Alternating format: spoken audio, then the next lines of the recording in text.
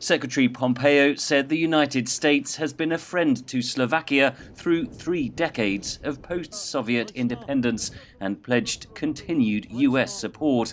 He offered similar warm words for his Hungarian counterpart Monday, lamenting what he said had been the US absence from Central Europe that allowed Russia and China to fill the vacuum. I spoke with the foreign minister about the urgent importance of supporting Ukraine in its quest for sovereignty and territorial integrity. We must not let Putin drive wedges between friends in NATO. Hungarians know all too well from their history that an authoritarian Russia will never be a friend to the freedom and sovereignty of smaller nations.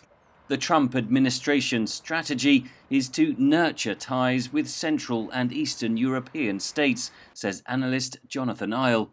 The countries that were seen by other European nations to be moving away from the political consensus, to be espousing a much more right-wing agenda on questions such as immigrants, but also in their approach to Russia. Isle says the warming ties are about more than common ideology.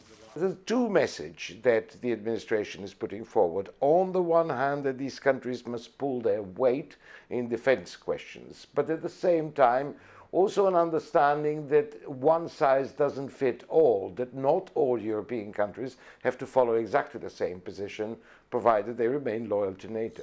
But below the surface, analysts say there are tensions. The US has pledged support for anti-corruption initiatives and independent media in Hungary. Activist groups have warned of a stifling government crackdown. Budapest is also accused of being too close to Russia, which is building 2 nuclear reactors in the country. Secretary Pompeo criticised Hungary's ties with Chinese telecoms firm Huawei, which the US says could be involved in Chinese state espionage. He warned that Huawei's presence makes it more difficult for Washington to partner with Budapest.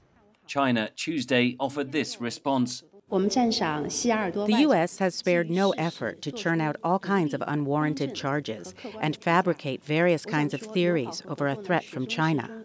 Secretary Pompeo next travels to Poland for a 2-day summit on the Middle East, where Iran will be the focus of talks.